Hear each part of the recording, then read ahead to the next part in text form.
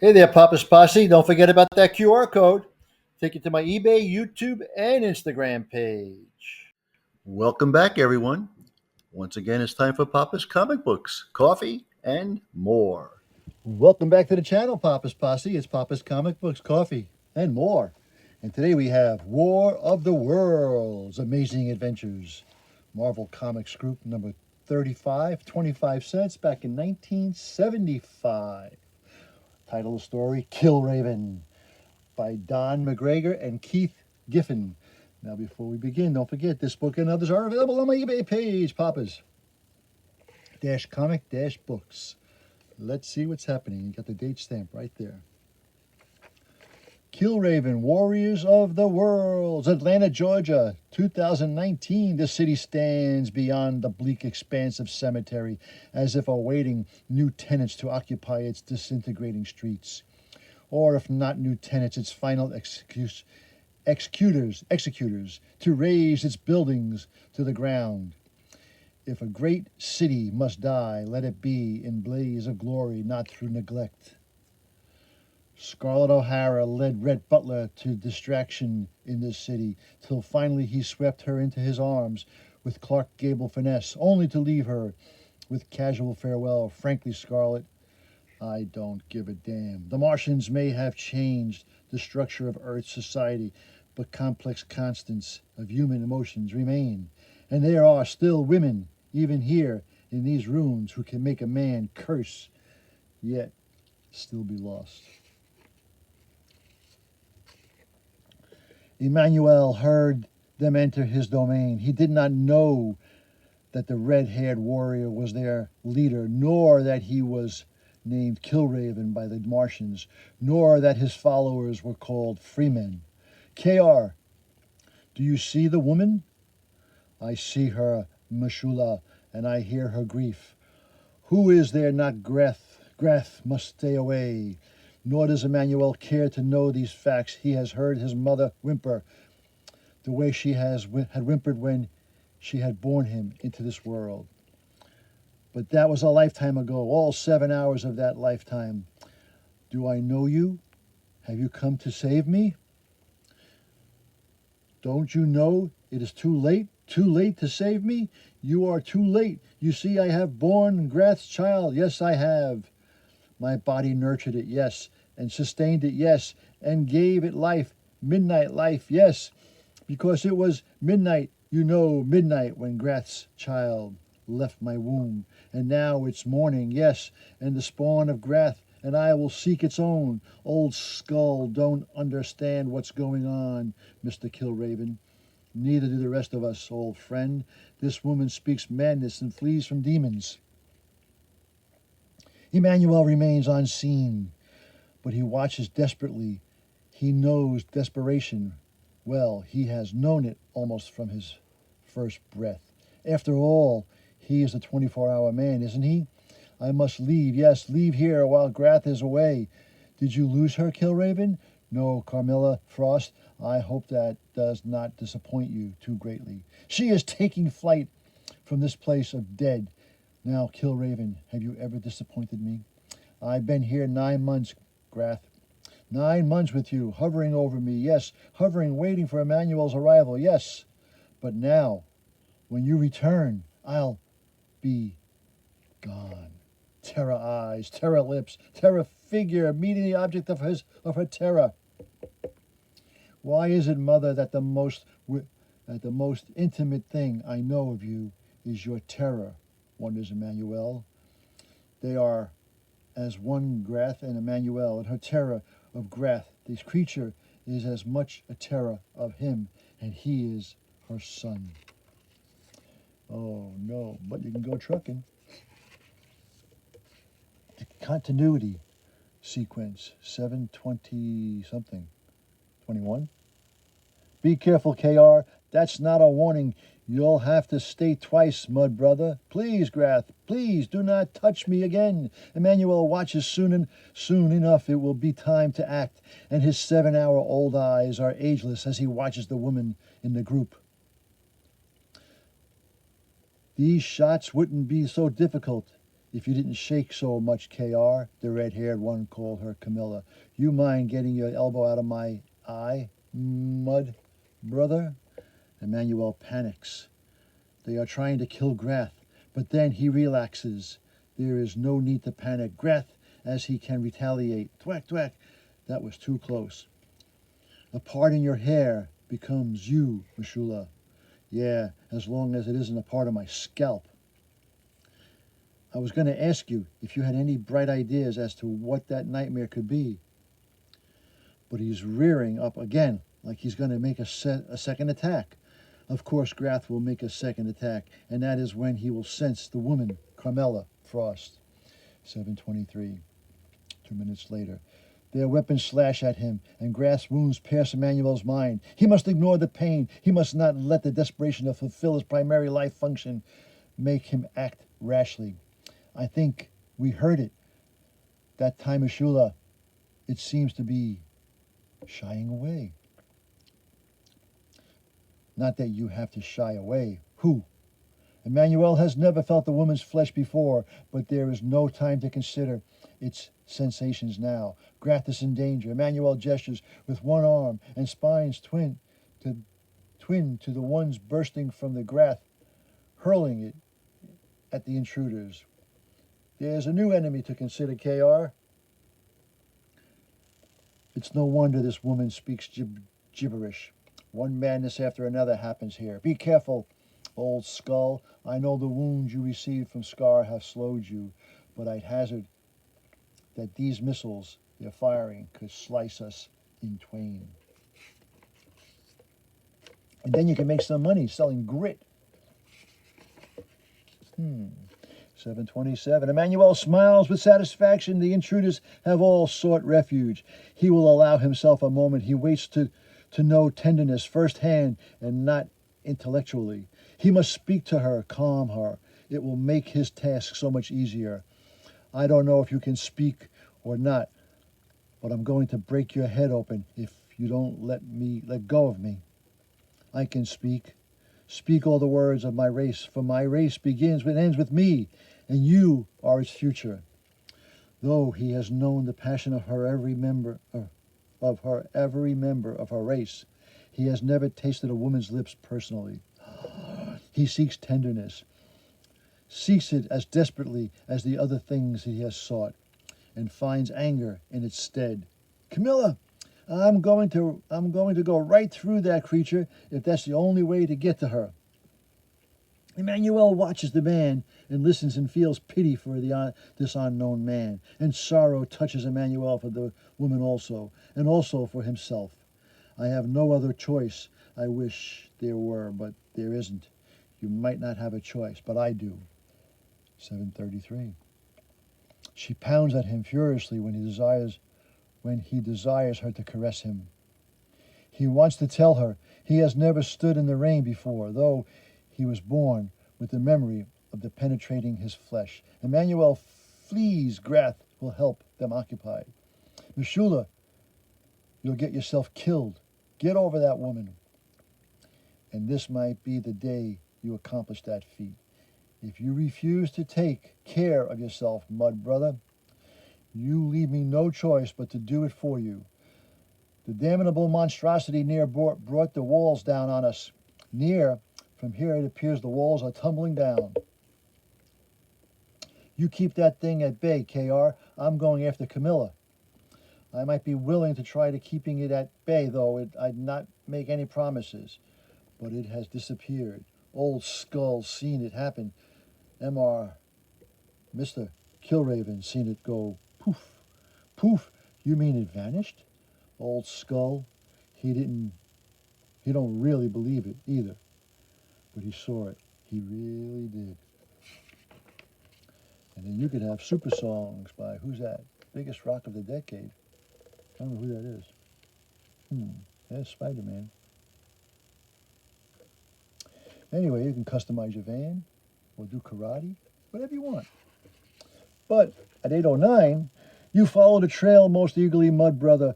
Are you anxious to make acquaintance with that creature anew? He took Carmilla, whoever he is, and we haven't got any guarantee against death. If we did, both Grok and Hawk wouldn't be lying under the earth in a place we'll probably never be able to find again. It ended for me that day, the belief that we were the select few the Martians could never defeat. They can't defeat us. Yeah, well, like I said, I used to be like that, KR, and I wish I still could. And sometimes I almost fool myself into believing we are immune. But the feeling doesn't last long these days. This woman has changed, you mud brother, and not for the better, I'd wager. You think my concern for Camilla is a weakness, KR? Is that it? You think there's a strength only in solitude? Camilla has changed me. Yes, it was she doesn't even suspect. She taught me that I had enough strength to commit myself to another person, and it's not a kind of courage I thought I had. It's good to hear sounding so cheerful. Good to hear you sounding so cheerful these days, Mashula. I try my best, KR. I'm glad you approve. And at 8:21. I wish you had invaded Camilla's abductor's mind, Killraven. I mean, the way you sneak inside the Martians' heads without their knowing it. Is this Keeper Whitman who tutored you was going to give you the power, as he put it? The least he could have done, was be thorough. Now tell him where Camilla's being held. We'll be stumbling around here for hours. No telling. This clairsentence is random, Mashula. And if indeed it is a power given to me by the scientist, it is one I must develop, learn to use at my dictate and not at its own whim. That is the decision I came to without Camilla's Frost's interference, and I see you're not very observant this day, mud brother. What's that supposed to mean? You nearly raced past the skeletal remains we came upon earlier. Or don't you remember the woman we chased was kneeling over this corpse? But then a uniform was draped over the bones.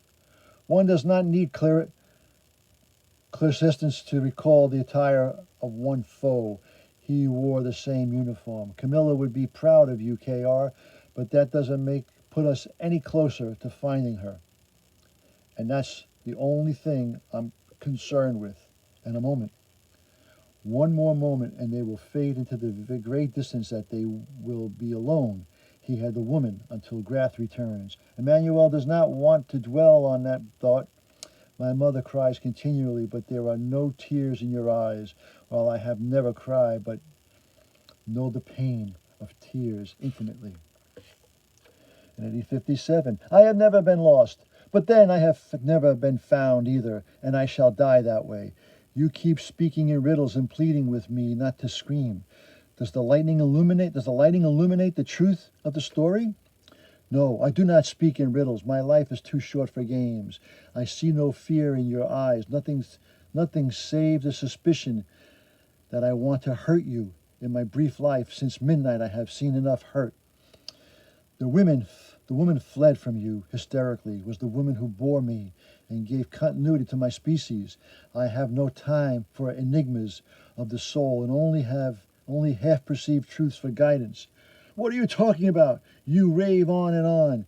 I rave about instinct, for it is instinct that is my most perceived half-truth, the survival instinct of not single entity, but of an entire race.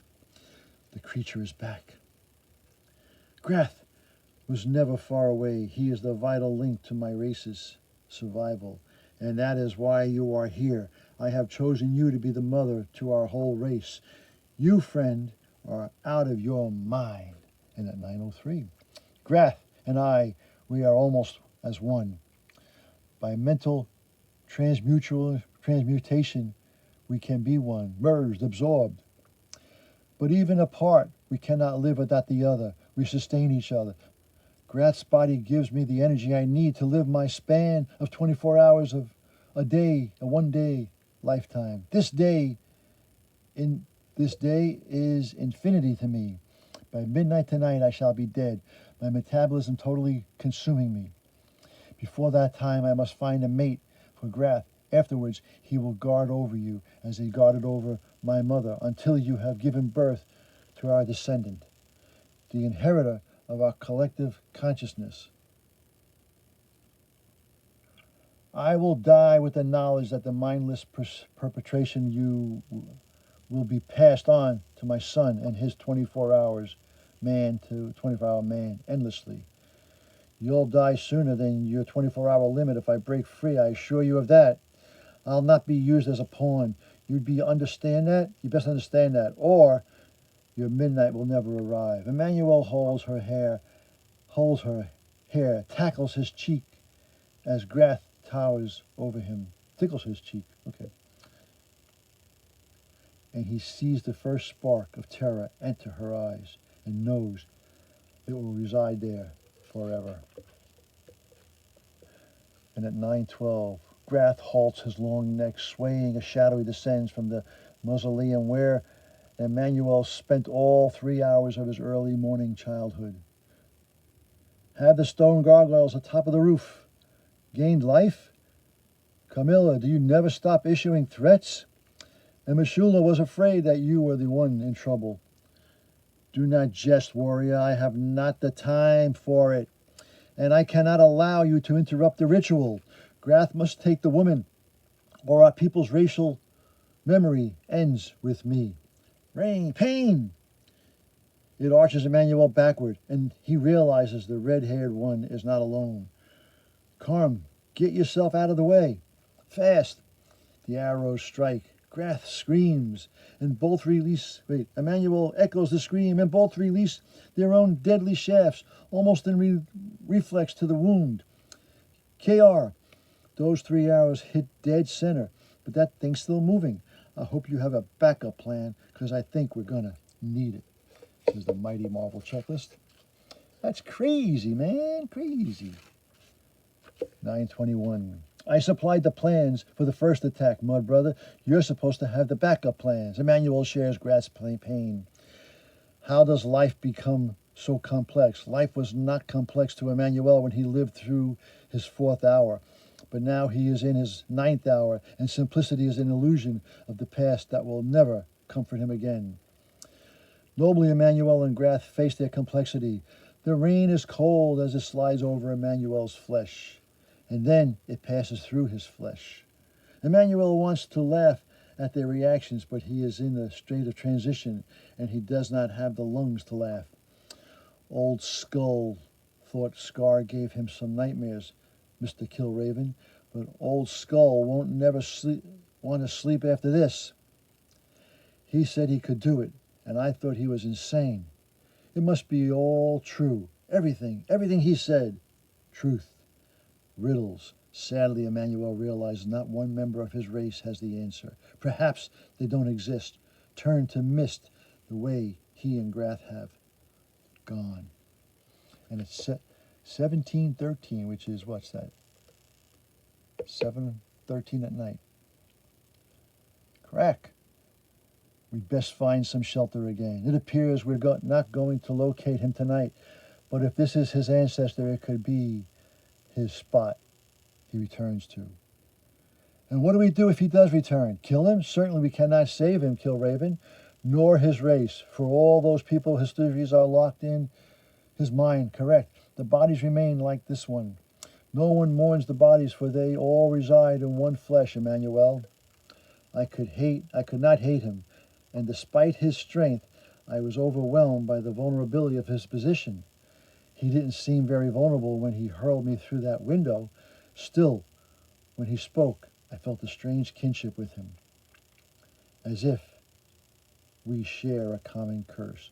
But the October rain is all we have in common, and the sounds of thunder mocking us.